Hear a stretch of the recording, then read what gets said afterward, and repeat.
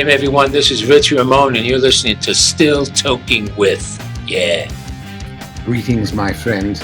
This is the brain of TV's Pinky in the Brain. Yes, and my human avatar, Maurice LaMarche. Hi, it's Chris Poland, and you're listening to Still Toking with. Hey, this is Eric Rolon, voice of Kendo Rappa on My Hero Academia, and host of the Tough Love Podcast. You're listening to Still Toking with on the Dorkening Podcast Network. My crew is ready to obtain the absolution, removing any doubt that we were ever fooling. Hey. Oh, I thought I was muted for a second there, but I guess I'm not. So, yeah, it's Thursday. Too bad. It's Thursday. Yes, I know we're a day late, but that's because we had to call the fine folks over at Sunnyside Retirement Home and ask them if we could have our guest tonight because, he's supposed to be calling the bingo numbers. But they were very nice to allow him out of his room past curfew. So I'm super excited about tonight's show. We had the pleasure of touring with this gentleman all summer. And so I'm going to bring in our special co-host for the show tonight before I bring in the other half of us. Jar Jar. It's me. Woohoo! I'm back. And yeah, man, I'm so excited. We got to hang out with this guy for two cons, I think, this summer. You guys might have had him for 3. Was he in Georgia as well? He was. Oh, so you guys, oh my God. Really? What's left to talk about? Everything, because on this show, as we mentioned backstage, it is unfiltered. There are no holds barred. At the conventions, we had to be rated PG. Jeff and actually had to stop him from telling stories. PG. So, and Jar Jar, I'm going to let you off the hook tonight. I'm not going to make you introduce the guest. I'm actually going to let Jeff do it. I actually wrote out a 3-page dissertation. Well, we'll see if Jeff wants to do it. But here he is. Happy Thursday. It's Thursday, right? Yeah, Thursday. It is.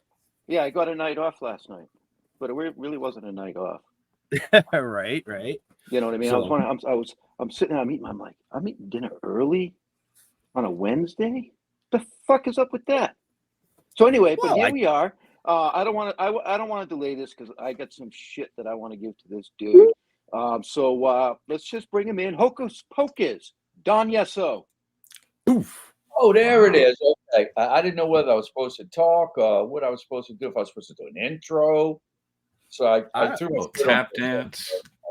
Well, I saw you holding up the bingo numbers, so I just figured I'd give you a couple minutes. You should give the backstory on that. The last time we were together, they said, "What's your next con?" And everybody's going, "Well, I'm going to Miami. I'm going to Niagara Falls, and I'm going to Chicago." I said, "Where are you going, Don?" I said, "Well, actually, I'm doing a assisted living center in what's the name of that place? I forgot it. Austin, Texas, not Austin. Alvin, Texas. Alvin, Texas. It was an old folks home, so I became the butt of many jokes, all about wheelchairs and. We were in a Mexican restaurant having margaritas and we were laughing so hard. They didn't need the pinata. I was the pinata. And they just beat me till all the candy came out, and it was just, but it was a good time. It was a good time. They let me out of my room. They weren't going to tell me that they were going to keep me there. So unfortunately, I'm not really sure. It was canceled. It didn't even happen anyway. So, Alvin. So no stories. Yeah. So no good stories from there. I'd tried to have some fun. So, hey, Don, but miss you. Oh, okay. Okay. BT. I know. BT. That's another story of how I met this woman. She came on over in a bathing suit. And her husband just ceremoniously said, "This is my wife, Big Tits." My wife, "Great to meet you, Big Tits." So we just came up instead of calling Big Tits throughout the whole convention. We just said, "What's up, BT?" And she just dropped in. So you got to get these backstories, or else the jokes don't work. Yeah, that's why you're here, right? Isn't that why you're here, to give all the backstories for us? I'll take all the heat. You guys won't take any heat. Right.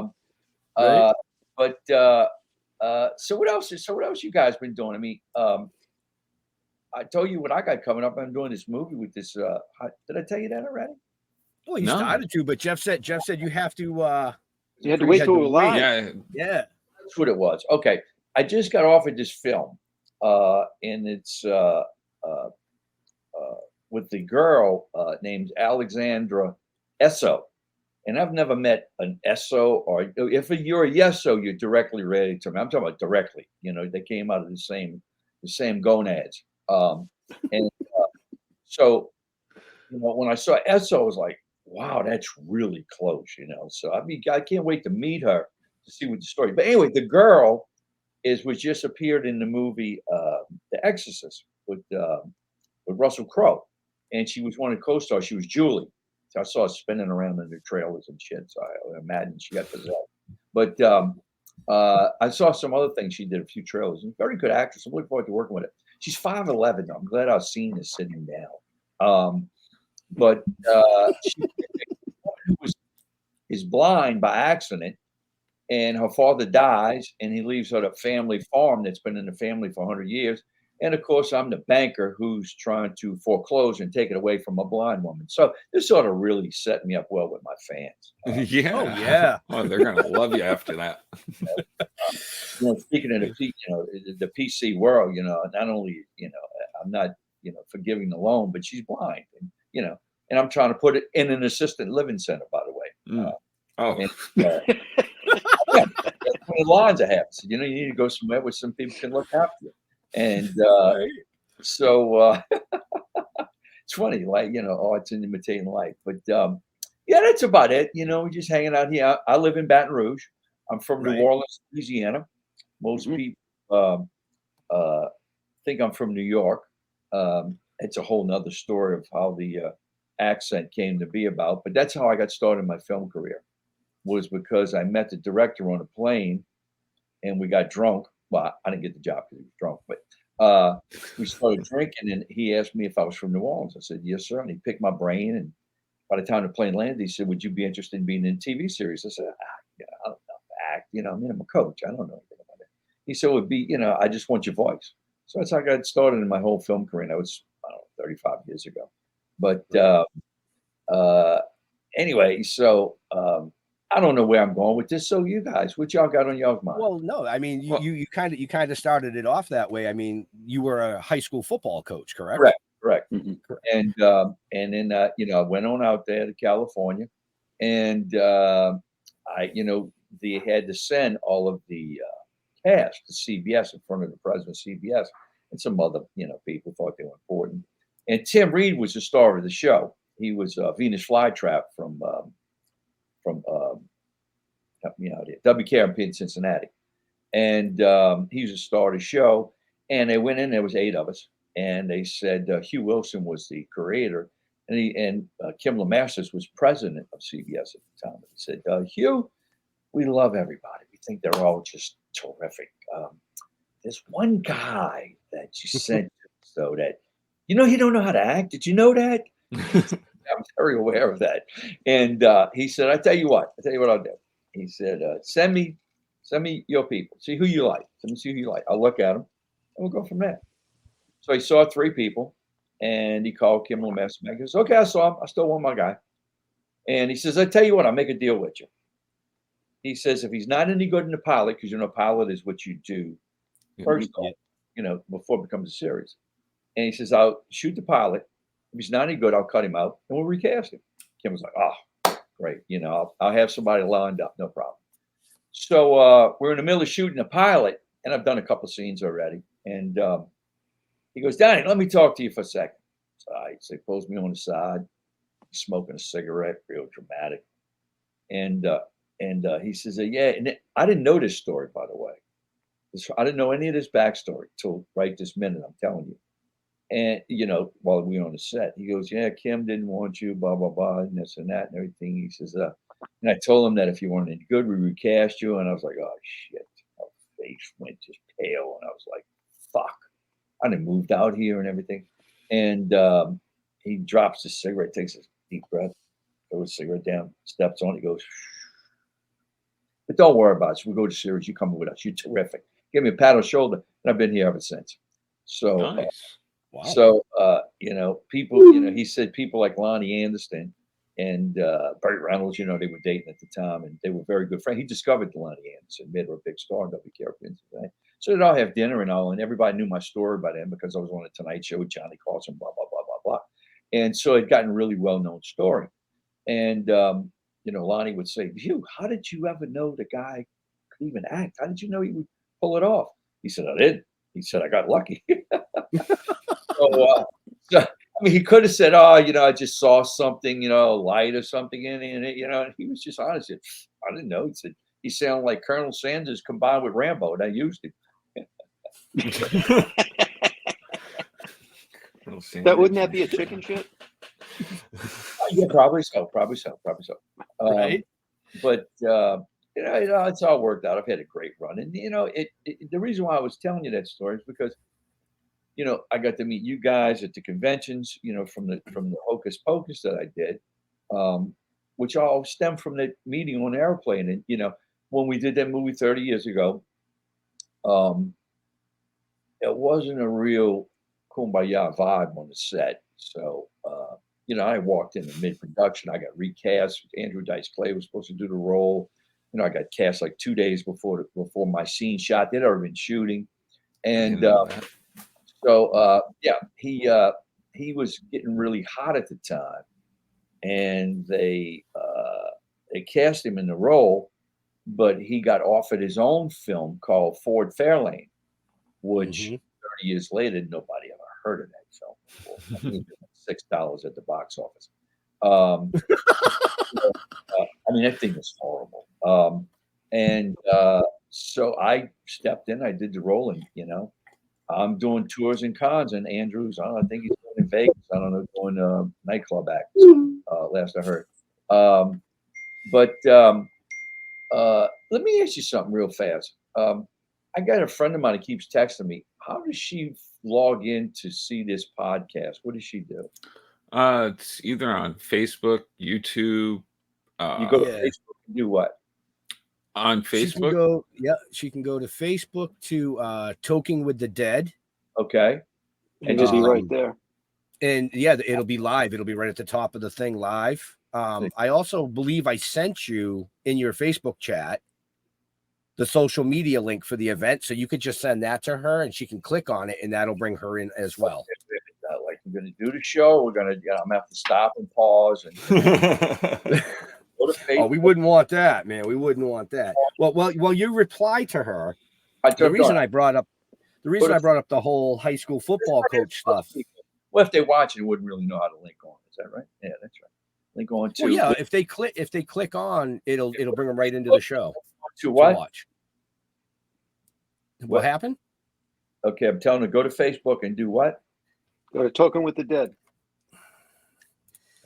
So yeah, keep him occupied for a minute. Okay, I did it. All right, I'm done. I'm trying to get y'all more fans looking in. Okay, that's fine. I was just going to send you the link. That's all right. But the reason I brought up the whole, go ahead. She was one of the whole labia talk last night. Okay. We'll get into that after. Okay. Well, I train a bunch of women. Oh, here I go. I'm really going to just piss all you female. But I train a bunch of women who's been with, some of them have been with 25, 26 years. And just, I don't know, we were just in the middle of taking a break and, in the middle of exercise. And I said, what's the first time y'all ever saw a cock? How old were y'all? And I went, I was like 15, I was 17. I was like, and one of them goes, I was 17, but I didn't do nothing with it. I said, well, that's fine. I just want to know what's the first time you saw one like in 3D, It's always like in Playgirl and stuff like this. I said, no. I want to know 3D version. And so we went around the room. And we all had laughs. And we just do stuff like that all the time. So now you have to give the backstory because you said you've been training these ladies. So you own a business in Baton Rouge. Here's the okay. So I was in California acting, and I've probably been out there probably 20 years. And Do you remember when the internet bubble hit? When in the stock market? No, y'all might be too young to remember all that. Anyway, it's like in the early 2000s, and people were putting all in. I put my whole life savings in these like some internet stock like called whatsupmyass.com, and I lost all my money. So that one sounded profitable. Yeah, yeah. Maybe I was too early. But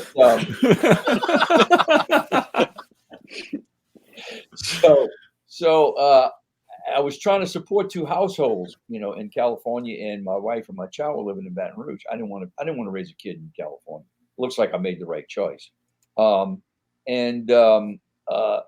I had to come back home. And when I came home, there was no acting. I was in Baton Rouge. It wasn't exactly like, MGM down the street. So I said, the only two things I know how to do now at this point in my life is act and, train people, work out. So I started a little business in a garage with $3,800 I had, and it was an old warehouse. And I had an idea. See, I live in Baton Rouge, and if you've never been here, the Deep South, you cannot survive without air conditioning, okay? And I got this building, and I had an idea to exercise people with no air conditioning and use the heat so that the body's more pliable. Sweat box. Right, a sweat box, exactly. And so people would come and buy when I was laying out the carpet and I was painting the walls and throwing some sheetrock up and everything. And I was only paying like $450 a month rent. This thing was off the side of the railroad tracks. And even my old wife came in and she said, you know what? Let me look around. Maybe I can find another place for you that's got air conditioning. That's missing the whole point. Anyway, let's fast forward. It became the most booming gym business in Baton Rouge. 10 years later, I wound up being a special consultant to the LSU football program. We won 2 national championships while I was there. Taught the whole team mobility. They still use my exercise in the warm-ups before each game. And they got fined by the SEC. SEC, not the SEC stock market, the Southeastern Conference, because I was called an illegal trainer.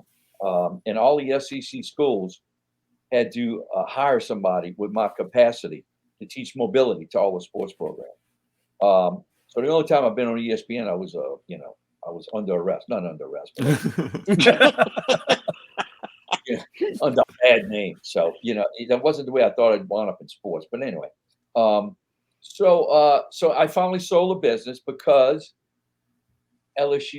Louisiana started a tax incentive to bring the movie business into Louisiana.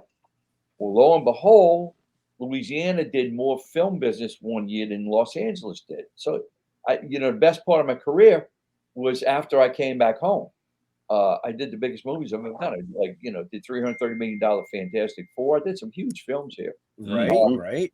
And then so I sold the business, and then after I sold the business, of course, Louisiana got rid of the state tax credits. So I went to business, and everybody moved to Atlanta. And said, you know what, I'm getting too old to chase this puppy. I did 20 years in LA. I did 10 years here in Louisiana. I said, you know what, if it's over, it's over. I'll just private train people. And that brings you up to the group of girls that I've got now. So I took my garage, I made it into a gym. And I got everything you can possibly have in the gym. It's very small. And I put it out to people. I picked up about 25, 30 people that I knew I'd want to work with. And we've been together, forever. We've been together longer than most people's marriages. And so I still train them. And lo and behold, the actor strike happened. But they now allowing low budget, really not quite sure how to get around this, but they're allowing low budget films that are not associated with Netflix, Prime, or any studios. So independent. Yeah, independent film. It'd be small independent. Yeah. So I started working again since the woke society is no longer in charge of the independents. They're only in charge of the studio films. And I wasn't going to become a transvestite or change my race. So it didn't look like that was going to happen. So it looked like I wasn't going to work anymore. But now that the independents are up and running, they're hiring me again. So because I was the most hated person in America, I represented, white supremacists or whatever. I'm an old white. I don't know. I mean, like I'm supposed to be responsible for slaves. Shit, I was a goddamn welfare kid. I couldn't afford shit. I couldn't own shit. I didn't even own 2 pairs of shoes, much less a slave. So, oh, jeez. Tell us how you really feel, Don. I mean, because the thing is, well, you know what I'm doing? I'm just regurgitating what I've seen. It's just, you're just an old white man, and you represent what's wrong with America. So, and then I look at the reparations, and the transvestites, and listen, look, I don't care. I don't care if you're gay, I don't care. But jobs that I know I'm qualified for, I'm not getting because I'm old and I'm white. And that's the way it is. And I've accepted it. I'm not bitter. I'm not, bitching. I'm stating it for a fact. That's what the fuck happened. I just brought you through my whole career. And hopefully some people will still hire me, which they are, so and if this is it, this is it. If not, well, I'll keep working, I'll keep training. You know what? I just take one day at a time. I don't really give a shit, And I've got guys like you that, are nice enough to have me on your show, now, and the thing is that you know me and you still ask me to be on your show. I'm not sure that shows how smart y'all are, but anyway.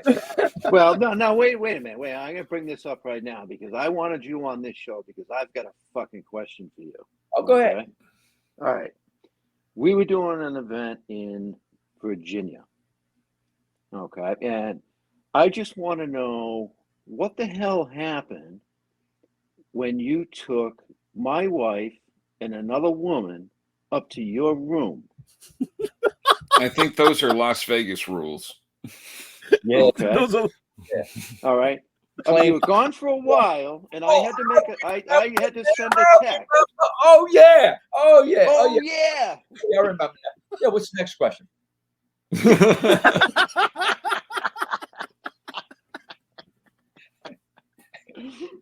I'm pretty sure she's watching right now. So.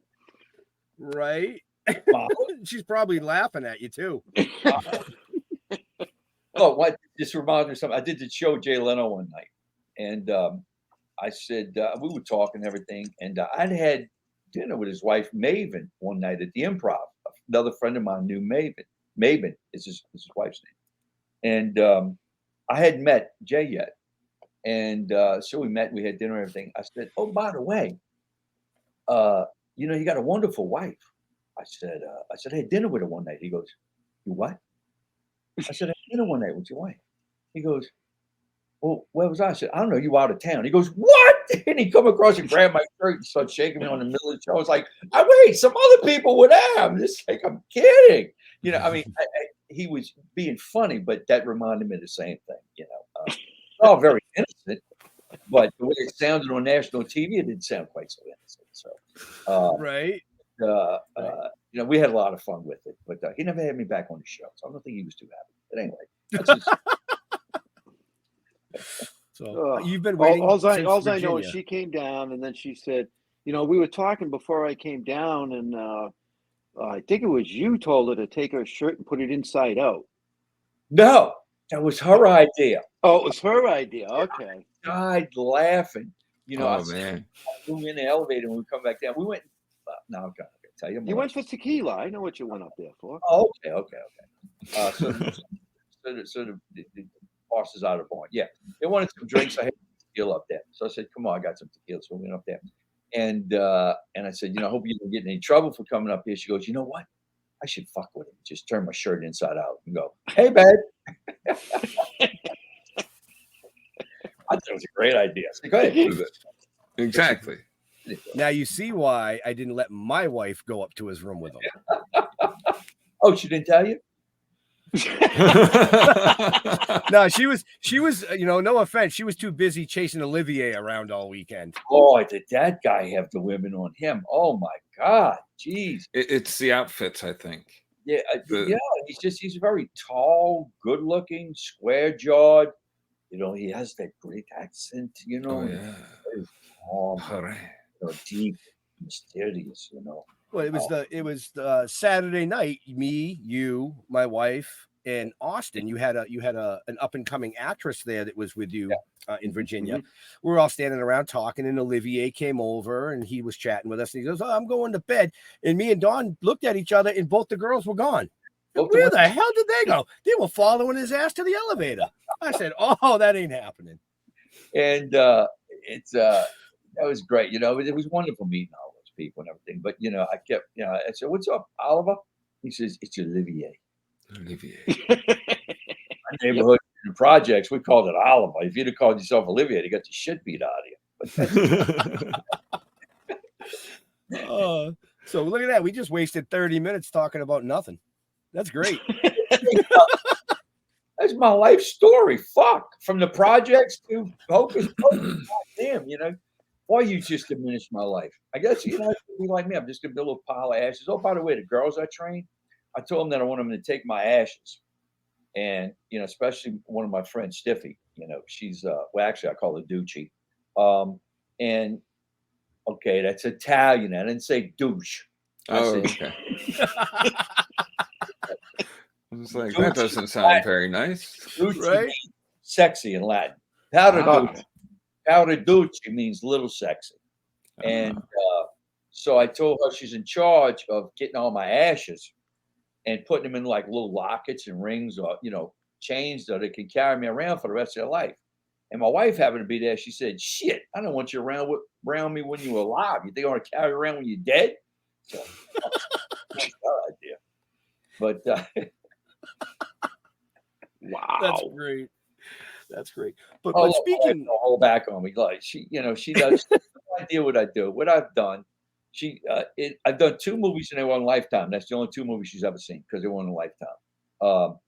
When I did the Fantastic Four, she was telling somebody. She said, "Yay!" I heard her on the phone. She says, "Yeah, he's doing something." She got a real heavy country accent. She goes, "Yeah, he's doing a movie. I think it's called The Fabulous Five. I'm not sure what the hell."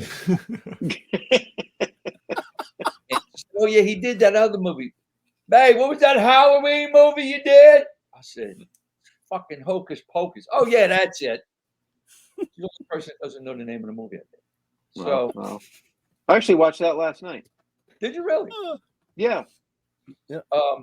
Some guy, interesting enough, did a thing on Instagram, and somebody sent it. I didn't see it when he put it up on Instagram, and it was an actual. I don't know if you call them caricatures when it like really accentuates your features or yeah. And so they did me and Sarah in the bus, and he did a great job. I mean, it was just terrific. It's like I had this great jaw and everything, and it was just like some people sit down and take the time to draw me and Sarah in a picture. Like, so I reached out to the guy and said, "Dude, thanks, man, I appreciate it." And he said this movie meant so much to me in my childhood. He just, I got 2 fan letters, one from a guy in Scotland and another guy in Ireland about 2-3 weeks ago. And talking about how much I affected their childhood. And was it a good way?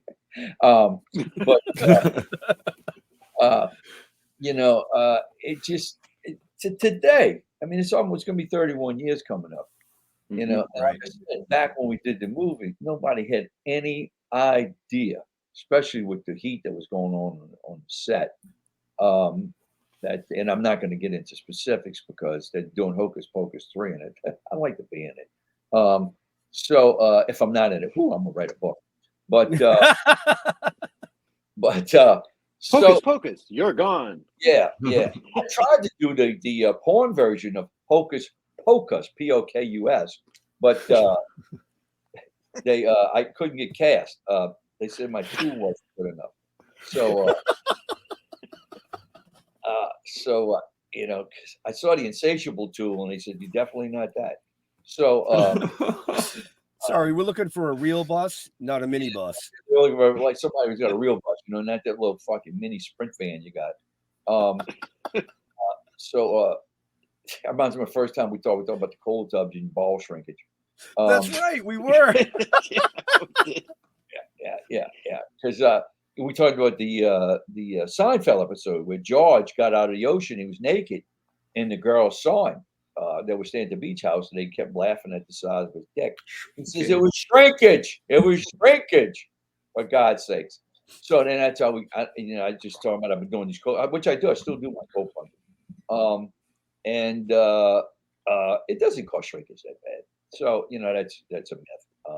Anyway, not that anybody's interested in that. The more you know. You learned it all here on Still Toking. Right? So I got a question. I got a question. Supposed to talk about balls and dicks, whatever. I don't know. I really don't know. I got stuff too. All right, I got a question for you, Don. I mean, like I said, I just watched it last night. Yeah, go ahead. It's been many years since I watched that, and I watched it because I wanted to see the bus scene, obviously.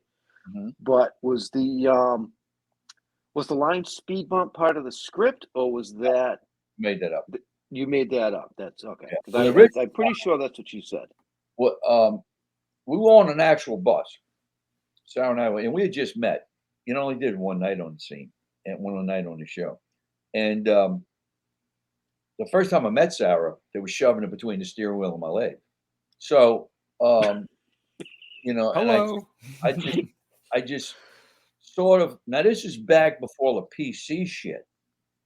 But I mean, this was Sarah Jessica. Now she wasn't a big star at the time. She'd only done one big movie at the time. It was called not Leaving LA. It was with Steve Martin. It was LA Story. And it was a comedy. And that's the only thing she was there. She'd done a bunch of kids shows and everything. So but I knew Bet and all them. So I was really trying to watch my P's and Q's. I knew it was like the last minute edition. So everybody's really watching me like, hey, why'd this guy get the job? So so Sarah scooches on in and everything. And it's a real bus, not the one, the one, it wasn't moving, the one we used in the scenes. When we shot the scene with her driving the bus, we're in a real bus and she's really driving. And I was working the pedals with my feet and we're driving down Burbank. They had cleared the streets, thank God.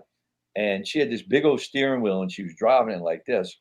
And behind us weren't the other two girls. They'd gotten off the bus.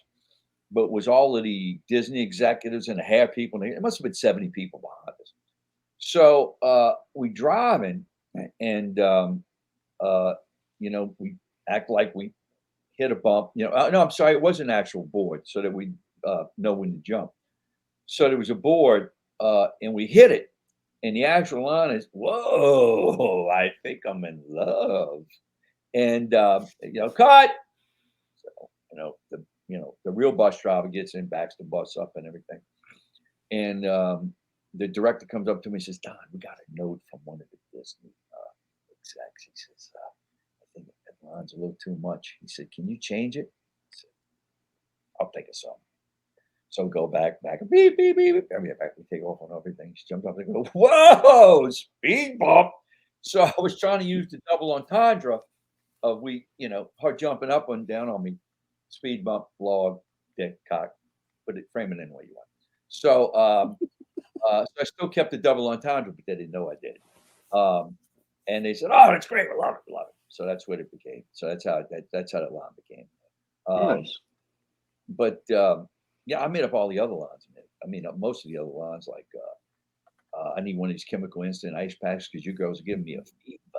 There was so much air in the scene that when they were getting on the bus and my first lines, bubble, bubble, I'm in trouble. And we want children, blah, blah, blah. And it was just, I said, Kenny, there's a lot of air in here. He says, dude, say whatever you want. And I found out when we did the reunion in January, I finally met all the other cast members. I only worked with 3 girls. And the 3 girls that are all the other people that I met, we started comparing notes and stuff like that. And I said, yeah, most of my lines were improv. They went, your lines were improv? I said, yeah. I was writing them on the back of an envelope in my trailer. And they said, man, we had to stick to the script. I mean, just like, just like it was the gospel. And so Doug Jones, who plays Billy, who is an absolute, oh my God, sweetheart of a man. If you ever get a chance to have him on your show, get him. And he's a phenomenal guy. Now you reach out to him, he'll take your call. He's a great guy, and tell him I said to do your show. And he's the only one when the butterflies come out of his mouth, he yells "fucking bitch" or something like that, whatever. Not fucking bitch, you bitches or witches or whatever. And he improv that. So me and him are the only two that improv stuff in the whole movie because they stuck. Disney wanted him to stick to the script exactly where it was written. I don't know why they gave me carte blanche, but it was I was rolling. I had the dice thing in my head. I was like, okay, I'm gonna do everything with this double entendre. I'm gonna everything's gonna have a double meaning, no matter what I say. So even in the deleted scene, there is. I don't know if you guys have ever seen the deleted scene. No. Which is, if you remember, they get on the bus, and the next thing you know, Sarah's on my lap. Well, it shows how she got on my lap because they get on the bus and they go, ladies, this might be a magic bus, but I do need a token of your affection or something equivalent, por favor.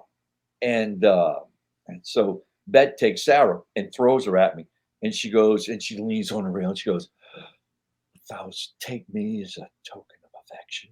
And so all the double entendres were there, but and so that's what I was playing on. I played everything off of that, and so that you're giving me a fever, blah blah blah, stuff like that. So hey, Buttercup, anybody tell you very easy on the eyes. I did all that shit, and Sarah just went with it. She's great. She was great. And I did another movie where I really didn't get to know her. We just said, "Hi, how you doing?" I said, "Please forgive me if anything involuntary happens." I said, "I'm just apologizing." Well, I'm sorry. Anybody else going to tell me they don't have the fucking same reaction? They got Sarah Jessica Parker. I mean, jammed up on them, and then she got nothing but silk between the steering wheel and you. Come on. We're all grown-ups here. So that's a whole nother way of driving a bus. Yeah. Right. I was gonna say, she looked down and said, "Is it?" Me and my wife have the rule we're not allowed to drive like that at all. I can't handle it. I miss red lights and stuff. Right. Is that your broom handle?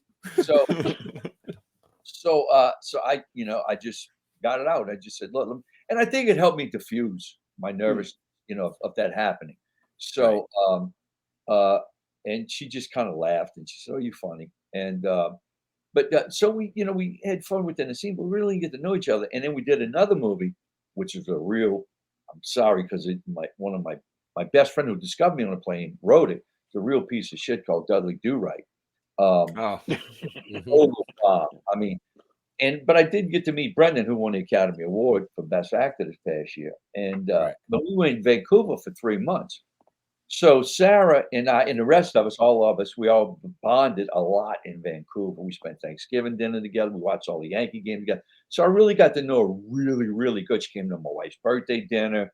It's just everybody was real. We just were together for 3 months, nothing else to do. And so she is an absolute I hope she gets everything she wants in this world. And I hope she continues to have complete success, because she was just nothing but an absolute queen and a princess to us, and she was just her and like 12 guys, there was no other women in the movie. And Matthew finally came to the rap party, got to meet him, an absolute gentleman. What a class act that guy is. So I get some wonderful memories from that, some experiences and stuff like that. And in 31 years, I've done stuff that was so much better than Hocus Pocus. I've done, TV series done. True Detectives was much better than this, way better. Oh yeah.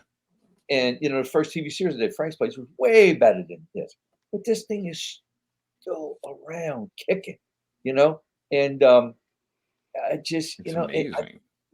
But the thing is even if I don't work again, because of whatever reasons, and I don't know what they are, but whatever. I still get to stay relevant, because I get all kind of Facebook requests for pictures and, autographs. And, when I go to conventions, y'all see how much fun I have at the conventions. Right.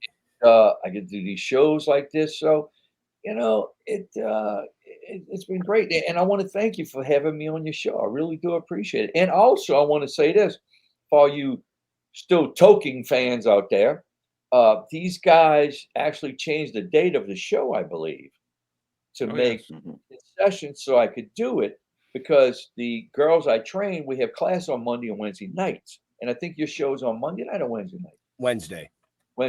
So, yeah, we usually Wednesday. Yeah. And when I told you that, I thought we just wouldn't be able to do it. And then you said, I'll change it. And I was like, you gotta be kidding me. So I said, well, whatever you change, wherever you put it, I'll be there. So You're a big name, Don. Big name. Oh, well, okay. I will say this about the show. I think there's only been 2 instances in the 4 years where I've pushed the show to a different night for a guest. Really? It was you. Only 2. Yep. 2. It was yourself, and the other was Tommy Chong. That's it. Really? I've passed on some pretty big names. I believe it. Because they just couldn't be here on Wednesdays. And our fan base, our fan base is Wednesday, but we had so much fun with you in Georgia and Maryland. No, Georgia and Virginia, correct? Were you in Maryland? Maryland. There was somebody else that was wife. Okay. That's right. Yeah, so, but we had so much fun with you over the summer that I said to Jeff, I said, what are you talking about? Who else was I said, we got to change the night, man, because, and I know Leo couldn't be here because Thursday night is date night for him and his wife, which is fine. We pulled Jar Jar in, and I'm running the keyboard tonight, which is fine. I don't mind that. You guys didn't even need me tonight. Don is a wealth of storytelling. Like, well, we just needed somebody else to offset the, I'm 3 just little squares. It's hard. We all are. Don's just took it. It's the Don Yesso show tonight, man. I'm going. Do it. Run. And listen, let me say 2 things. Oh, it's great. First of all, thank you so much for having me on the show. I appreciate it. And I really mean this. It's not obligatory. I mean this for you having me on my show. Because as you can tell by my personality, not a whole lot of people want to talk to me. Second of all, you and I are so much alike, Don, it's not even funny. We dinosaurs, baby. We dying out. We dying out. So I feel sorry for you, and I'm happy for you at the same time. When I watch Hocus Pocus, my favorite character, is no offense, but it's the talking fucking cat. I know I'm pretty well done. Hey, I'm not fan. You know Doug Jones? He's I have it on film. I said, I'm recording you that. I'm putting you on film saying that. When I first met him, he goes, Don, and I went to introduce myself sometime. He goes, Don, and he grabbed me and gave me a big old kiss on the cheek. He said, oh my God. He was talking about my show. He goes, I tell people all the time when I'm doing interviews, they say, like when they were doing Hocus Pocus 2 and they were doing the publicity for it. He says, they say, if you could have played any other character in the 2 movies, which one you played? He said, oh, without a doubt, the bus driver and Hocus Pocus. I said, you lying. He said, I'm dead serious. I said, I'm filming you. I'm getting it on record. And I did. And he did. And I put it on Instagram. I forgot where I was going with this shit. But anyway. That's because we're dinosaurs. Okay, wait. That's right. We're dinosaurs. So, it's a good thing and it's a bad thing. Like Doug Jones, we're respected by people like that. But then, there's other people that don't. So, but you know what? Kind of don't. It don't really matter to me,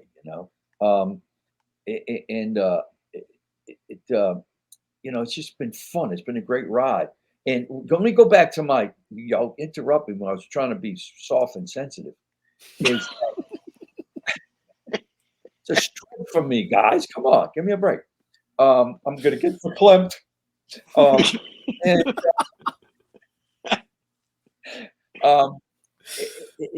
I really mean it because I had a great time with you guys. For you to ask me on your show, I know I got a big following. I was happy with that. But then when you moved the show, I was like, because I just figured it was over. I was like, it's like happening in my life. Like this certain job, like a First Wives Club. I was supposed to be the chauffeur driver in there. Well, that wanted another script, and that went my job. It happened. There's a comment for you right there on the screen from my wife. Oh yeah.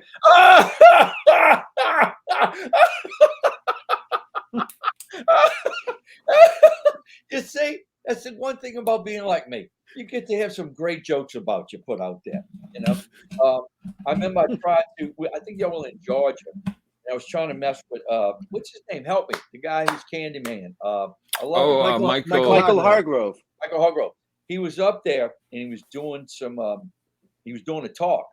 And I said, excuse me, I've got a question. He goes, and he would ignore me. I said, excuse me, I got a question. He said, and he yells at me, he said, excuse me, did anyone in the building lose an old elderly man shuffling around? Please come collect him at the booth. And I just died laugh. I couldn't even ask my question. I just, I have as much fun with people. You remember that when y'all were destroying me, at the restaurant. I think it's the material. Right. And so once again, kudos to you guys for having me on here. I really appreciate it. Well, thank you for coming. And I think there was on the show that is. Yes. All over the show. Is that what that dust was? Yeah. It's like clapping two erasers together at my age. Just dust comes out. It's jizz juice. It's more like just powder. Hey man, just coffee. No, okay. I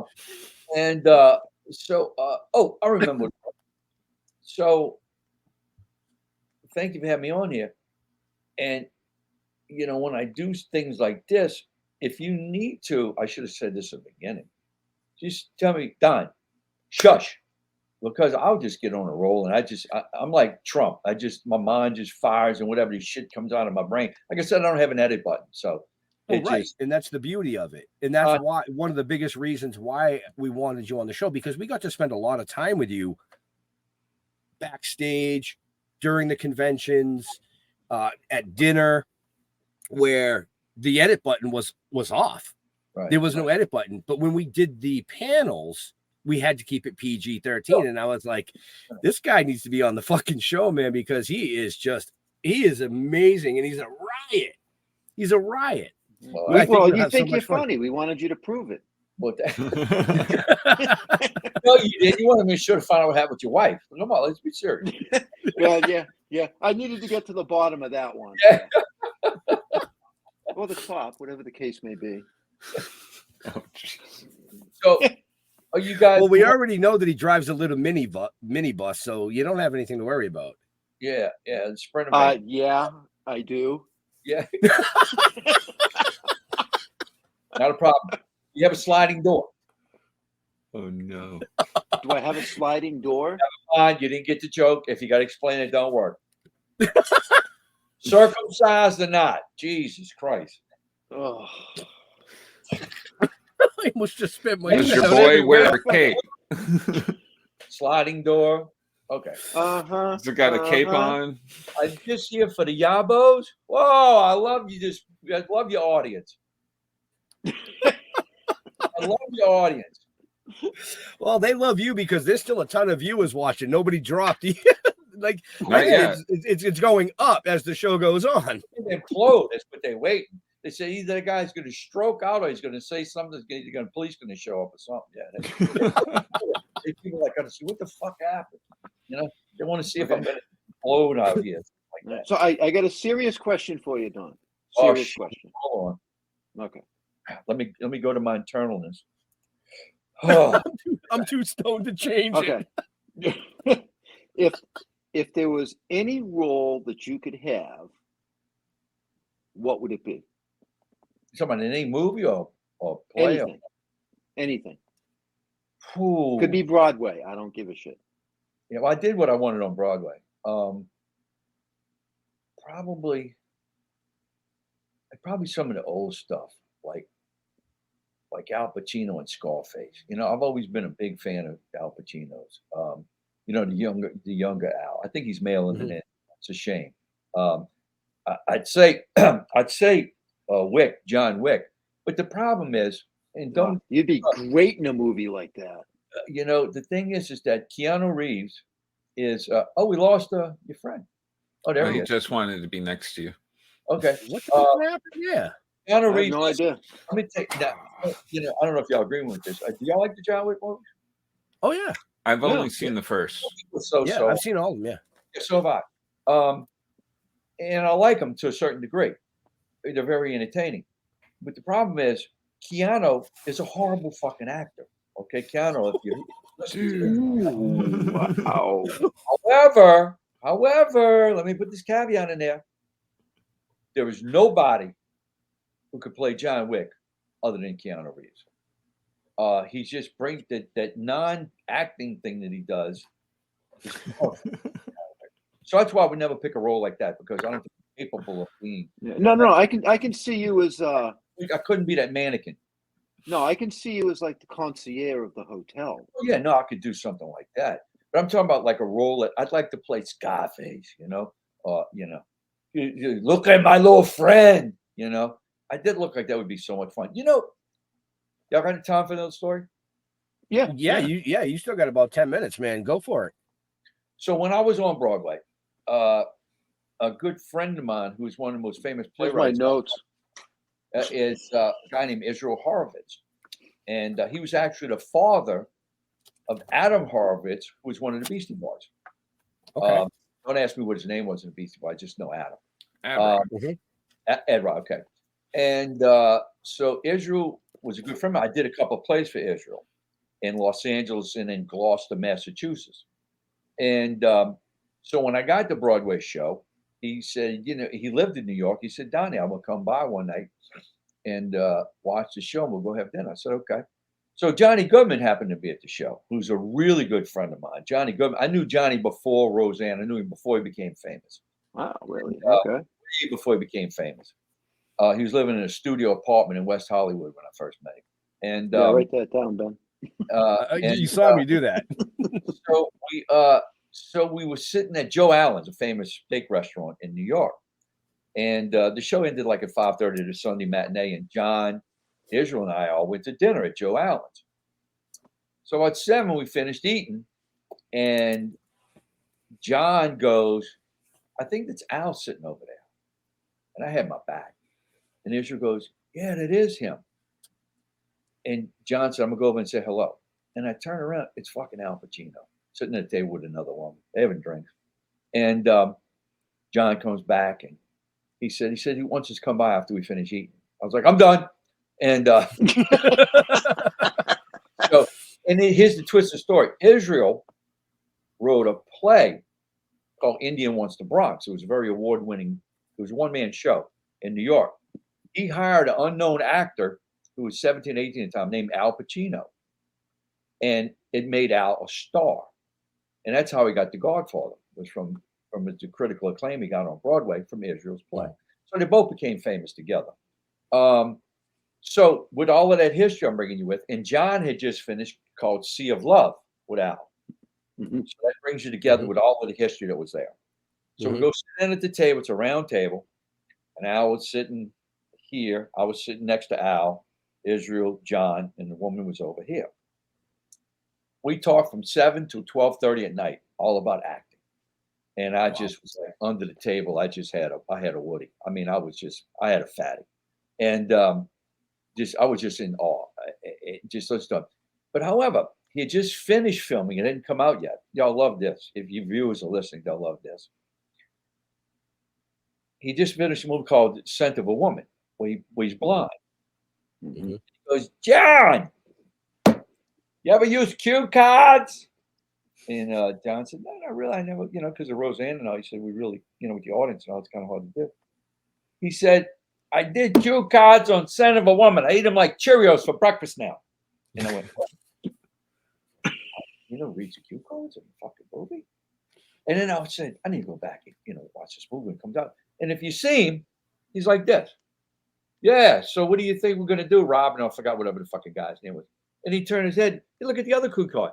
It was brilliant. He got an Academy Award for reading fucking cue cards. Because he changed his sight to the cue card. But he looked like he was blind. It was brilliant. And so, I was like, what a fucking piece of history that is, man. That's right. Cool. Yeah. I mean, I was like, oh my God. And I met Al a few more times after that on the street in New York. He'd just be walking up there shuffling with his little kid. I say, hey, Al, how you doing? I met you with this. Oh, yeah, man. What's on? You need to remember me. But yeah, I'd like to have done either Scarface or Michael Corleone. Yeah, I guess it's a or Okay. Bobby De Niro in Taxi Driver. Ooh. Yeah, there you go. That would have been something for me to really sink my teeth into and chop. I don't think I would have been able to do it. Here's the irony of it. As a young man at his age, I don't think I'll be able to do it. Now at my age, as much as as visual as I can get now, and as close as I'm connected to my instrument, I could do it now. But I'm too old. So, but anyway, that answers that question. That was a long way to get a fucking answer. Well, no, Okay, no. Next time you ask Don to answer a question, make sure you got 20 minutes so he takes a breath. Okay, go ahead. Well, no, I think that after watching Hocus Pocus last night, and then I did a whole bunch of research on you. You've been in a ton of shit, and I think that your prime now. Whole filmography, a bunch of shit. A bunch of shit. Ton of shit. A ton. Well, there's all a metric all ton. But I think that you as an individual have developed, there's a character out there for you. I agree with that. At your age right now. I agree with that. You are primed for. I you know what? I so agree with that. When I see guys, okay, do you remember the show called Homeland? Yeah. Yep. You remember Saul? Yep. Yeah. He fucking Saul like a ham bone, man. I would love to get a role like Saul. That's what I'm ready for it, man. I am ready for it. I just, like I said, societal changes. He's got that Sean Connery Rambo look. Right now, he kind of looks like Jean-Luc Picard. Jean-Luc Picard. Picard is not to say anything wrong, but is he gay? Well, look gay. I have no idea about that. Okay. There's been a lot of There's been a lot of talk about cock and balls tonight, Don. I mean, just saying. Yeah, they had a cock ring on. By the way, when I think the bike ride, all the gay guys out there wear cock rings. I have no idea. I don't know what the fuck they think is going to happen on the bicycle. But anyway, shrinkage. No. You don't. No. It's you got it. It's ball rings, not cock rings. That's what's in today. Dude. Oh, okay. Well, what's a cock ring? I learn something new every day. Yeah. Well, you're supposed to tuck your gonads through it. I saw it on their cock. Was it like a fucking wedding band or something? Oh, fuck. Yeah, it's like a wedding band. Yeah, Dick. I'm just saying, as they walk by and your eyes kind of, whoa, you saw a ring on a cock. I thought it was a cock ring. Made sense to me. But and that's why God invented chickens. Why don't call it ball ring if it's that's why God invented chickens. What? Fuck? What the fuck? Chickens, dude? Really? Wait, okay. So I do this ride every year. Me and a friend of mine go. It's called the World Naked Bike Ride. I don't know if y'all are familiar with this, but they do them in all the major cities around the world. It started in Portland. Portland has 30,000 naked bike riders. So they started one in New Orleans about 7-8 years ago. So me and my friend go down there and we ride all through the French Quarter. It's packed. It's packed. There's like 20,000 people lined up along the streets. It's like 4 or 5 deep in some areas. And it's most of the gay community, the LBGTQXYZ14 crew. And it's a long name. It's letters every day, so I'm trying to keep up with it. I almost spit that out. That's what she said. So it might go together, and Mike is a friend of mine, and most people say, "Are y'all a couple?" And we just kind of laughed. And the first couple times, I said, "No, we're not a fucking couple. We just see her ride bikes naked." And then somebody told us, yeah, "What are you crazy?" Yeah, what are you fucking nuts? Just because all y'all okay don't mean we all. I think we only do straight guys that are out there. They got couples that go out there that are like polyamorous. You ever heard of those? The polyamorous. Yep. Okay, those go out there, and the lesbians and the gays go out there, and there's a few trannies, and the burlesque dancers. But I haven't met any other straight guys that were by themselves like me and Mike. So one girl goes, "Y'all not a couple?" I said, "No." She goes, "Oh, y'all allies." I said, "What the fuck's an ally?" She goes, "Y'all, you support the gay community." I said, "That's it. Bingo. We're a fucking ally. That's what we're I'm an ally." allies. Sign me up. So now when we go there, they say, y'all couple said, nope, we're allies. So we got it all covered now. So we naked and we're allies. So and that gives us our answer, Ben. Right? Yeah. Yeah. So I have we have so much. I don't know why. I don't know if you guys have run around naked or walk through the streets of a city, operating city, completely naked. No, I ran around the block once. That was about it. I'm talking about streaking. I'm talking about we could actually just saunter down the street and not get arrested, in front of like thousands of people. It's so fucking freeing. It's a joke. I mean, maybe it is to me, but that, but I love it. I come home on a high. I'm so high after that. It's like going to a con. It's just great, So we talked about traveling to other cities to do it. He had the brilliant idea of doing the Burning Man thing in the desert. Well, after what happened this fucking year, I don't know about that. Mm-hmm. I get stuck in no fucking sand for fucking 4 days with no water, nowhere to piss or shit. So I ended that. So I said, pick something else, Mike. We got to do something else. We're always looking for shit to do. And he wanted to go walk the Pyrenees. I said, hey, fuck, I don't walk to my mailbox. I ain't walking the Pyrenees. So you know what that is? To walk the Pyrenees? Y'all ever heard of that? No. You can walk for like 7 days or something like that. Oh, fuck that. Yeah. In Spain. It's not my running with the bulls. I mean, I lived in Greece for 4 months. Being on new beaches for 4 months. That's fun. Walking the Pyrenees, that's fun. So, but anyway, so y'all need to come to. Y'all should do a show from the naked bike ride. Actually, that'd be fun. You could have a bunch of blue dots everywhere. The titty rings, the titty nipples, the clit slits, and Oh boy. What do they call them things when they pierce their clits? The spear clit spear. Sure. Yeah. They have a name for it? They got to. I thought it was a handle. Is it what? I thought it was a handle. Just pick her up by it. Handle, do not pull. But like a grenade. Yeah, but pull here, dies. Oh my god. Lots of pierce shit. I saw a guy with his dick pierced. I have no idea what purpose it serves. I don't know how he gets hard, but once again, he had his dick pierced. So I know people pierce anything these days. I guess I don't know. I mean, I had my ears pierced when I was younger. That was bad enough. But y'all got anything pierced on y'all? Not anymore. Be honest. I used to. I had my ear pierced once. Okay, nothing below the neck. Oh yeah. No. Yeah, I got my nipples pierced. What you got? When I was a kid. I got my nipples pierced. You did? Yeah, they're still pierced. And how was that? Yeah, it was fine. He's getting old. It's so I can revive him with a battery. Zap. That's exactly what it was. Yeah.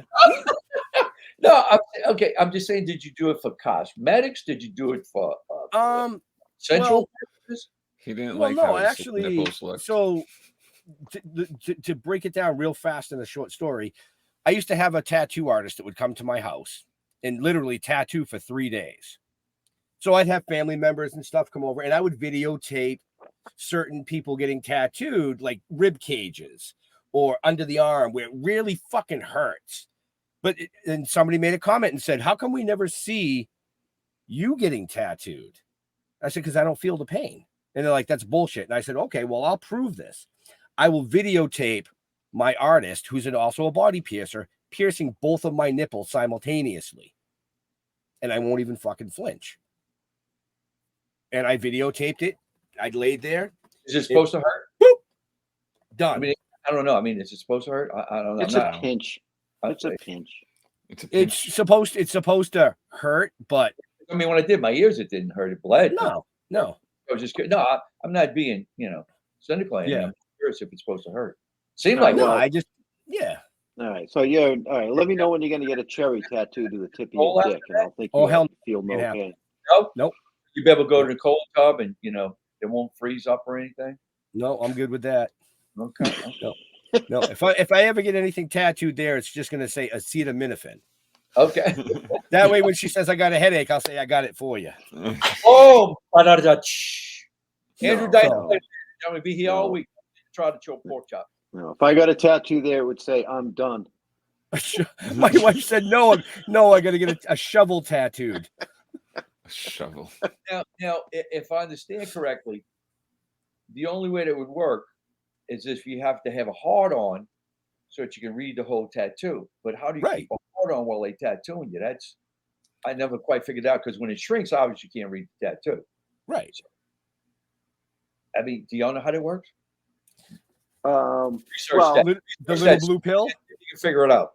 On the next Still Toking. On the next Still Toking. Tonight we talked about shrinkage. On the next one, episode 2 with Don Yesso, we're going to talk about the erection. Still stroking. Still stroking. Well, there is stuff that my friend Mike, he's a pharmacist, and he makes a thing called the soup. And what it is, it's a little insulin needle. And you draw a little bit of this fluid, and you take the base of your dick and you shove it right in that tendon at the base of your dick, and you squeeze the insulin syringe with the fluid into it. Boom! You could look at a brick wall and you could fucking drill right through it. It's so, it's just amazing shit. So if you guys need anything, we can ship y'all some. But they call it the soup because when people come into his place, they don't want to say, I need the erectile dysfunction, super gel. So they say, can I have order the soup? And they go, 2 soups. And that way nobody gets embarrassed. And now I think of Steinfeld. There's no soup for you. No soup. Soup Nazi. No soup for you. But and he sells a lot of soup too. And they have the wives. That made me think of it when you said I'm finished. A lot of wives coming by for their husbands. Some famous people too coming in. But So if you need soup, folks, just look up Don on Facebook. I'm looking. I'd be looking. I ain't shoving no needle in no fucking place. Covered erectile dysfunction. Anybody got any urination problems or anything? We're getting old. Everybody's okay. Okay, all right. No, everything's working right so far. I'll keep you in mind though. Okay, good. Listen, we got shit down here. We can picture, man. We got looks. No, I was thinking about looking into that little. They take one of your testicles out and put in a little pump. So you can just blow the fucker up. Really? Yeah. You just pump it. It blows the fucker right up. No shit. Okay, if you over pump, like a balloon. Jesus, man, don't charge him. Wow. Quit pressing it. Quit. Oh my God. Oh, I can see his wife. Like, she went pump that thing up like crazy. Left ball go, right ball go, dick go, bang. I don't inflate this thing. How did we get here? It was Dawn's fault. Where is BT, by the way? She's not going to make an appearance? She's I don't know. Yeah, I don't know. I'll tell it. She's upstairs. I know she's watching because she's in the chat. She said that she bent over to give me a kiss one night, and she wears her dad's Italian horn around her neck since he passed. And she bent over, and the horn hit my nipple ring and went zap. I was like, ooh. So yeah, it does kind of hurt on occasion. That's what I wanted to know. See that? I mean, not that I was going to get one, but I just want to put that. She's running. I hear her running across the floor. Here she comes down the stairs. Yep. Here she comes. She put her on. Hey, what's up, BT?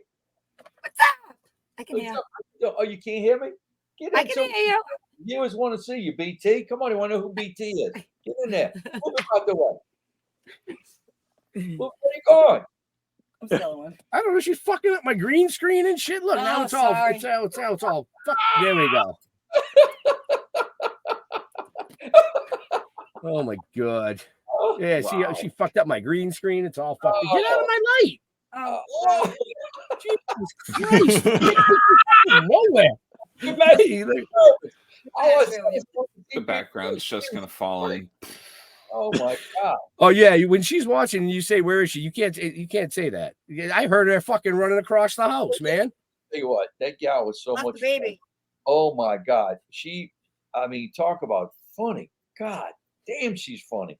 I mean, you know what? Those couple of nights we spent in that Mexican restaurant with those margaritas. I mean, for hours in there. I didn't look behind me because I didn't want to see how many patrons we ran out. But we cleared him out a few times, I'm sure. It was just we literally took the place over. No, but it was just joke after joke after joke, and your wives were just fitting right in and coming right with them. I mean, they were right in the flow. It's like, I mean, it was like boom, boom, boom. I mean, it was like, you know, circling firing squad, man. It was just, you had to just keep up. And you were the brunt of it. Yeah, and I was the brunt, exactly. The bullets would stop here and they'd go back around the other way and hit me on the other side. You know what? I enjoyed it just as much as anybody else. So. Right. You know, so we are running out of time. Okay. So we'll keep you for like what? A couple more minutes? It's up to you. I mean, I don't care. I got plenty of subjects to talk about. We're going to move on to hemorrhoids if y'all want. Now that's a subject. All right. So all right. I've got a question for you, Don. Okay, go ahead. All right. So, do you believe in? No. Not the supernatural. I'm gonna say like the aliens, the Bigfoot. Do you believe in that kind of stuff? No, not the Bigfoot, but you know, not the Bigfoot. No, if I believe, because you got a little dick. Yeah, right. Hey, I tell you what, I'm 5 and 15/16 from tainted tip, so that's not too bad. You measure way back. It all goes in, dude. If you got a big enough hammer, smash it all the way in there. Damn the clit, all the way in. I'll teach you one day, Superman. But no, whether I believe what BT said. What did BT say? Oh, I asked her where my granddaughter was because she said she ran down here because the baby's upstairs. I said, well, who's watching the fucking baby? She goes, her mother's upstairs. They're watching you on TV. Kind of people. Anyway, no. Let me say this. I don't talk religion because I was raised I almost went to the seminary at one time. So I've come a long way from the way I was raised. I'm not gonna tell you where I'm at now because nobody gives a shit. However, I do find it interesting that you brought up the aliens. Mm-hmm.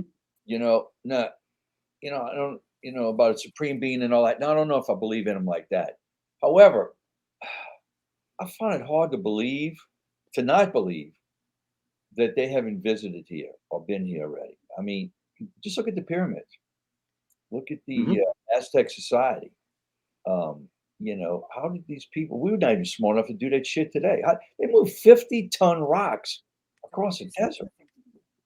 We'd have a hard time doing it with the monster cranes we got. So it's just a little, just a little weird for me. That and the Mayan ruins and the calendars, and I'll leave it at that. I wouldn't be surprised. Put it that way. Okay.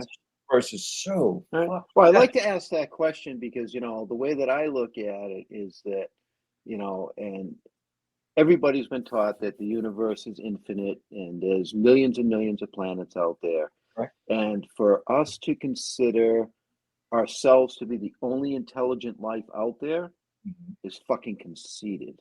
It's arrogant. It's totally arrogant. It's arrogant. Totally gay. Okay.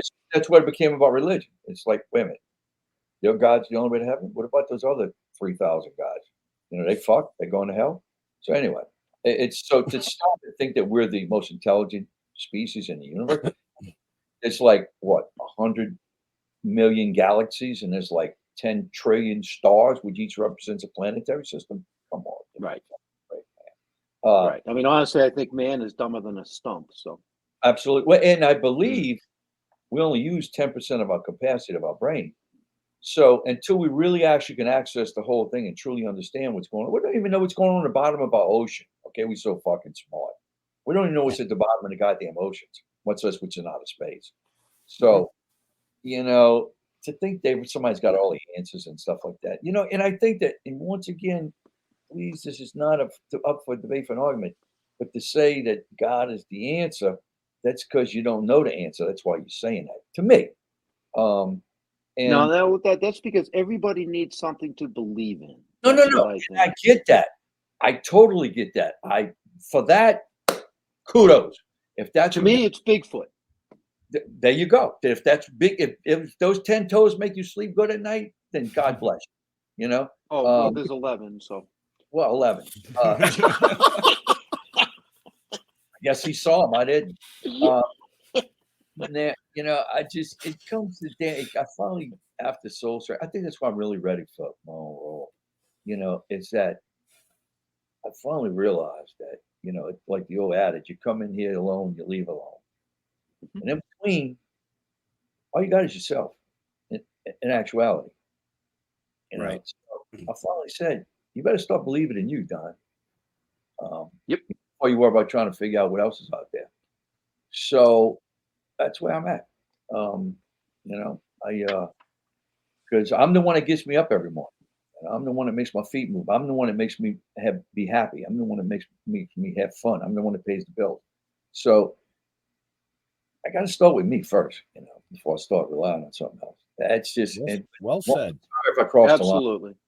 The line. Absolutely. Thank you. I think as men in this world, and women, but I think because men control the world right now, I don't know, 50 years, maybe women will control them. If they do, maybe they can figure it out. And I don't really care. But, as a man, as right now, as for now, we're the patriarchs that quit being a victim and leaning on something else. The buck stops here with you and you and you, and man up. That's all I can say. I mean, somebody once told me, it's hard to believe in anything else when you can't believe in yourself first. Oh, you see? Now, I didn't know that, but that's how I think. Right. And so I had to go back and I had to turn everything back into me. And I was like, okay, I got to, Jesus Christ, I'm really insecure here. I got low self-esteem. I didn't know it. I thought it was fine. So about 10, 12 years ago, I just started saying, let's go to work, man. I got my hard hat out. I'm having a blast. So, I'm having a blast. I mean, as you guys look, I walk the walk. You guys spent 2 cons with me. So. Yep. Right. Yep. And we do the same thing. Yeah, I know y'all do. I just, you know what? I'm gonna put a period on that because I don't want to piss anybody off. Yeah. No, there you go. Yeah. So that was my last question for you. That was it, Jeremy Jar Jar. Come on, Jar Jar. Yeah, before I get to even ask questions, Jar Jar, what is that? Is that your like doomsday tunnel you're in or something? Oh, all right. I have to explain this all the time. So it's an attic, and it gets really hot in here. And all this stuff, usually I have like all my collectibles and stuff usually hanging, but I wasn't expecting it to get so hot. And with how hot it gets, some of the stuff was bending. So I decided to take it down until actually probably soon I'm going to be putting it all back up. So what the hell is hanging up there? What is all that stuff? Oh, that's all just plastic clips. So that I can hang like the comics in them and stuff. Yeah. Oh, do you play like Hellraiser and like tie yourself up on the? Yeah, Okay. It's funny. I was on a video call with my doctor earlier, and he said the same thing. He's like, "Are you in a space station or something?" Yeah, it's very odd looking. It's very high pitched. It is. Yeah. I have to walk down the exact center of the room so I don't smash my head on anything. Underground. You sure you're not underground? No. Okay. Bunker. It's okay to be paranoid. That's okay. I'm a little paranoid. I'm kidding. You know the world we live in. You got to be paranoid. Look, listen. You know what? I tried that. It didn't work for me. But if you all, God bless you. I tried that. Fuck, I sleep good. I sleep 9 hours every night. I'm fucking happy. No paranoia, determination. Yeah, I just. There you go. If the world blows up tomorrow, you know what? I had a great run. I hope they keep a copy of Hocus Pocus somewhere. Fuck it. So, right. Yeah. They got one on Mars on the PlayStation. 4 of us geniuses here talking about the world, ain't they? You think we would change anything by tomorrow? No. Nope. No. So let's just go on and talk about shit we want to talk about. That's right. That's what we did. That's why I take politics and religion off, because so much of the world is based on it, the outside world. that the girls know when they come in my garage, those two subjects are off. So all we talk about is just fun shit. That's all we talk about. You know, nobody goes. No, you would think the world was a big kumbaya place if you walked in my. And that's the way I'm gonna live. You know, I'm in the third act, guys. I did the first two the other way. I'm gonna try and go out in the third act on this way. So we'll see. You know, maybe I'll still be around next year to do your show if you have me back. I'll be pretty arrogant of me saying I'll be back next year. But anyway, who knows? Maybe well, like I said, three. I want to get together and hang out. Is what I want to do. You right? Come in the bike ride. Bring BT with you. There you go. Naked bike ride. She'd be. Oh, y'all would have a blast. See, y'all wouldn't have to be allies because you got your wives. But you can call me and Mike. We're allies. I'll send y'all a link to it. It's a hoot, man. I'm telling you. The only problem is it's hot as shit when they have it. It's in June because they try and coordinate all the bike rides at the same time all around the world. And June 10th happens to be where it falls in New Orleans, and it's hot as shit, man. So other than that, it's a blast. Well, we should do naked stand-up paddleboarding. Yeah, there you go. I'm in for a little. Listen, I mean, you know, I try it all. You know, stroke. Stroke it. You can paddle. I mean, you can ride. You can row. You can do whatever you want there. Oh, we lost somebody. I think Ben's trying to end it. No, it's not me. How did I do it? How did we do tonight? Did we lose a lot of the Democrats, or did we lose? No, we're actually growing in viewership still. So I don't fucking understand it at all. People are like on the phone. You gotta watch this one, man. Holy fuck! I would tell you it's because it's funny. It's like what's the words? I'm trying to articulate this properly, but it's like when you see somebody, not like me, but like Dice Clay. The reason why I became so famous was because his material wasn't that funny, but it was so outrageous that, you know, talking about, you know, Little Miss Muffet when, you know, sitting in her tuffet, you know, a dick up her ass. You know, it's just like, fuck, this guy's crazy. So people get attracted to something that's a little different. I think maybe I'm a little. No, I think you're right. I think that's why we've been so successful over 4 years to the platform that we're on now. That's a good point. That's a good point. It's not a standard Q&A show. It's a good point. It's a real good point. You know, it's nothing we do is fucking normal. Yeah, you know that, anyways. Right. No, I've seen you guys work your booth and everything. You guys are terrific. Look, now I see why y'all so successful. And that's why y'all continue doing the touring, you know. Now, do y'all slow down for the holidays, or y'all just keep rolling right through the holidays? Yeah, it slows down, you know, over the winter, probably from like mid-November till March. February, because now we're starting to book shows in February. Well, yeah, that's true. Big book show. Let me do a shameless plug here. There's a book that was supposed to come out in September, but I think it's going to release it in January. It was commissioned by Disney by a Rolling Stone writer. I'm drawing a blank on her name right now. Really sweet gal. We did a Zoom interview. Anyway, it's called Hocus Pocus in Their Words. And she called every person that was in the movie and has a chapter dedicated to them. Oh, nice. Oh, that's cool. Yeah, and it's supposed to come out in the spring. So when they get it, I'm gonna try and get some copies. I already asked about getting some copies because I was gonna bring them to the conventions if they would release it in September. She was gonna come to some of the conventions, and they told her, no, we're gonna hold it out. She's like, you know, she's disappointed, of course, because, you know, I mean, it's gonna be a #1 bestseller, and it absolutely shoot the #1 on the bestseller list. And so she's disappointed because, you know, she's looking for the next gig. So, which I didn't blame her. But when the book comes out, you know, maybe y'all can have me on and we could do a book promotion. I'll send y'all one. Maybe I can read it ahead of time. I don't know. I'm just throwing shit out there. What the fuck do I know? You know, and if I get in Hocus Pocus 3, I'll tell you about some behind the scenes shit. I don't know. Whatever. Yeah. See, I think we're going to have Don on as a special co-host. You right?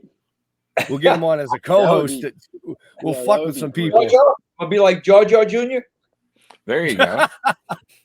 So, Jar Jar, do you have a question for this gentleman? I know you had a whole list. I every time I went to ask something, he already answered the stuff. Jar The Jar, last, come on.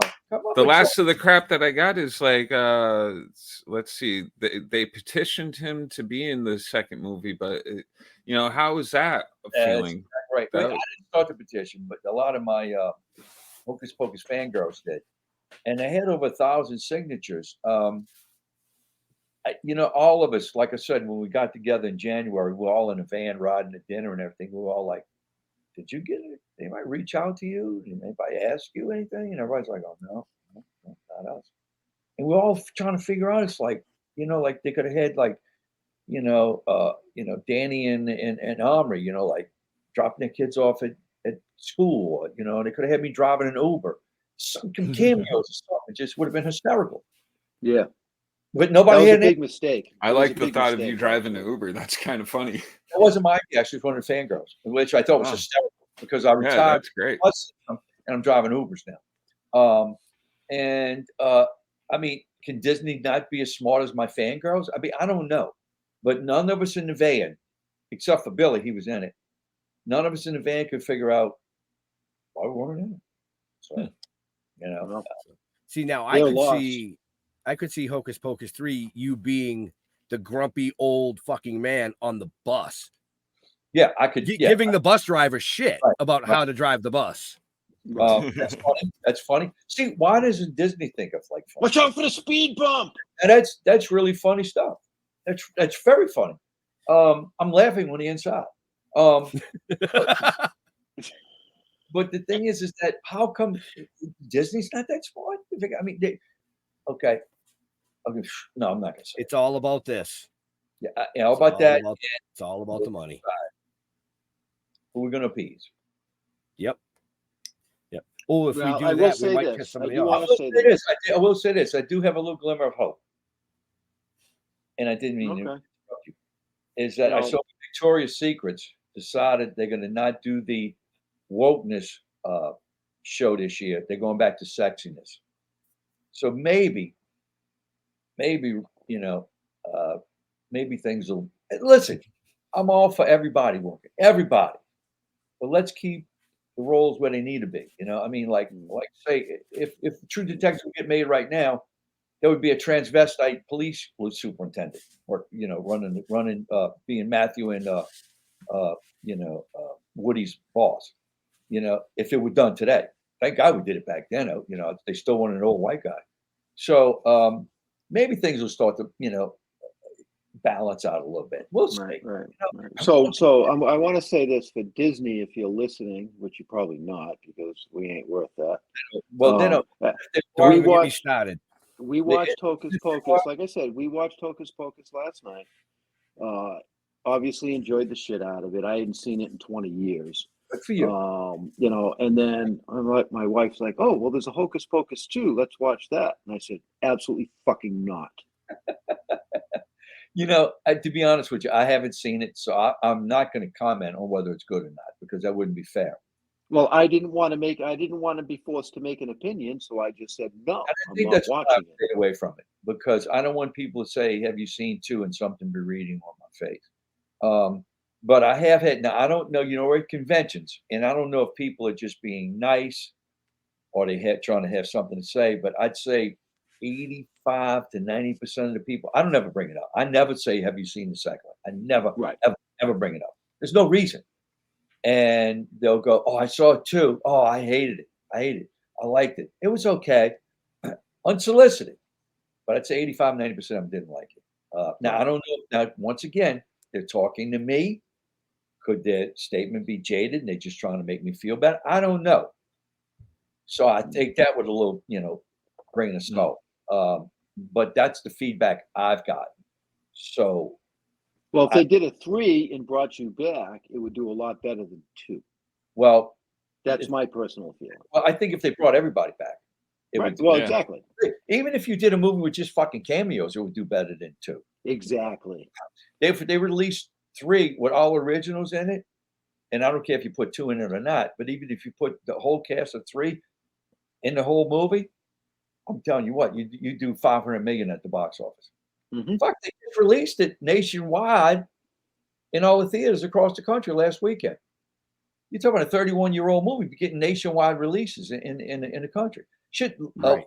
COVID or whenever they released it. You could be the angry old fucking dude driving the bus when they open the door. Get off my fucking bus! I think all of that is hysterical. Anything is. put me in, I'm gonna make it fun.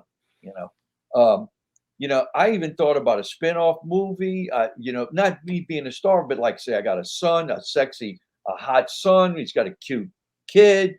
Make the movie about them, and I happen to be the daddy that keeps talking about some witches from the past. In the whole movie, I mean, it's about maybe the father. There's so many they could do a series like that.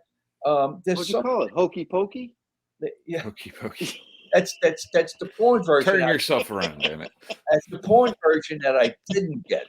I auditioned, and I guess I didn't poke good enough. So, you threw me real off. Okay, I'm back.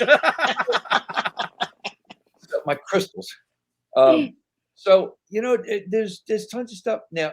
And I asked the girl who wrote the novel when we talked in October, I think, or maybe it was end of September. She says, I guess they're waiting for the release of 3. I said, well, do you know what the release of 3 is going to be about? He says, they are so tight-lipped over there. She said, now she wrote the book on the goddamn movie, and they won't tell her what anything. They won't even tell her what the synopsis would be. Huh. So, no, all I know is that the 3 girls are in it, and that's it. So who knows? And you know what? I do not think about it one day unless I talk to somebody like you about it. Right. Not something that crosses my mind at all. And if I hear they make it and I don't get a call, I'm going to the gym. I'm going to get in a cold tub and I'm going to the gym. Same as I always do. That's it. Shrinky dink works every time. There you go. Perfect. Brings it right back around. It's like on that note, right? Bring us out, Ben. What's that animal that grows their parts back, their limbs back? Is it a lizard? No, it's not a lizard. Come on, guys. Come on, Jar Jar. You should know this. Lizards will grow their tail back. The chameleons. Somebody grows limbs back. Salamander. Salamander, yep. I'll be like a salamander. So, but yeah, on that note, so Don, when you're not doing amazing shows like this, really think go with the numbers, or you just bullshit? Well, no, man, the numbers are still pretty good. Be honest with the viewers. Come on. See, I'm being transparent. Okay, so let's be transparent. Jar Jar, what you looking at, Jar Jar? Oh, I don't get to see the numbers. Oh, okay. Ben gets only the purse hosting. He gets to see all the because he's got the graph. How did you do? Did we do like this? No, we started off like this, very not slow, but it was a slow rise, and then it spiked. Oh, where did we spike? Do you remember when that was? Oh, we spiked about 5 or 6 minutes into the show. Do you remember what we were talking about?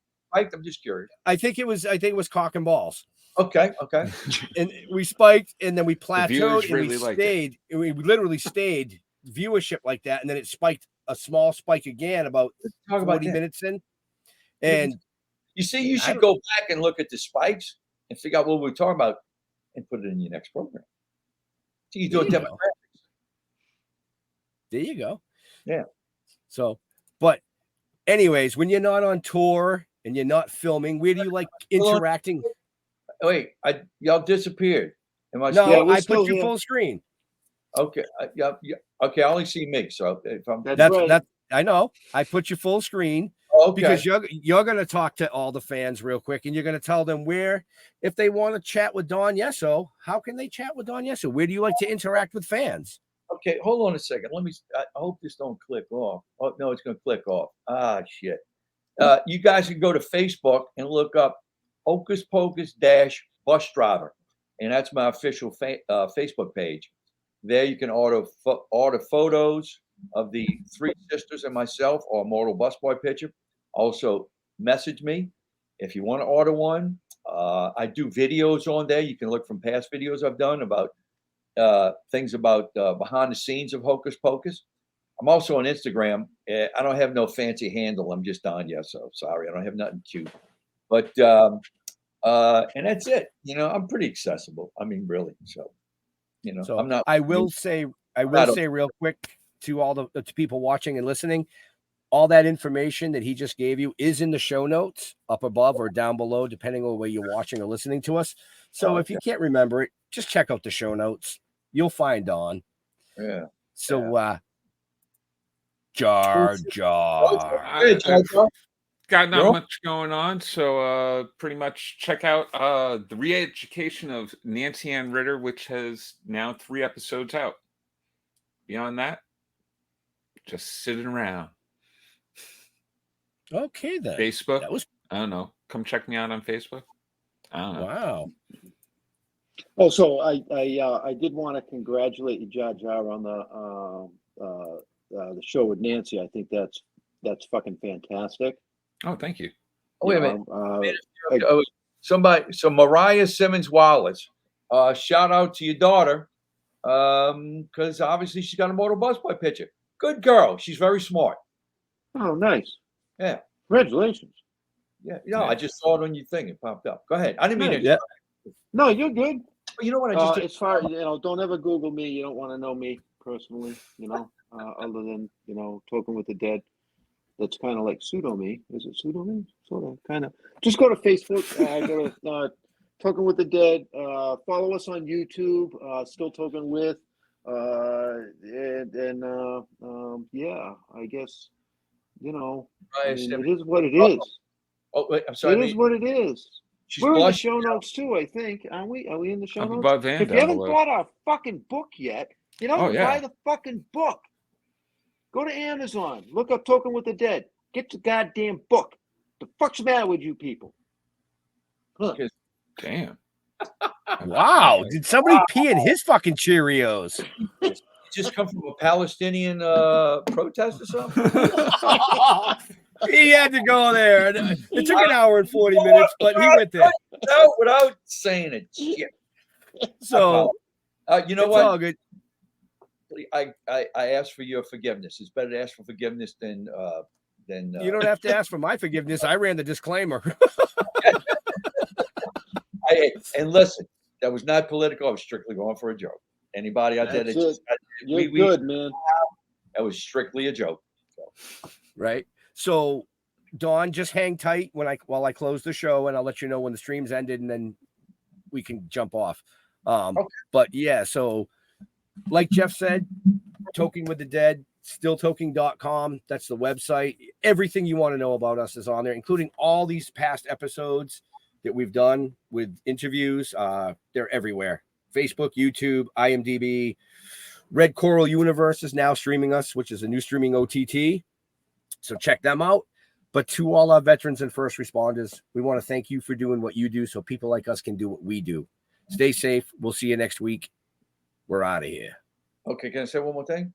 Sure. LSU is playing Army this weekend. They've painted both ends of the end zone camouflage and respect out of the Army cadets that will be playing in Tiger Stadium tonight. So I'm very proud of the school LSU. Nice. For doing that. Awesome. Yes. Awesome. Yeah. And on that note, like I said, we will see you next week. Next week, we'll be back on Wednesday. Oh. And we have Brian O'Halloran coming on. So stay safe. Brian O'Halloran. He wasn't supposed to be here today. Clerks. Yeah. So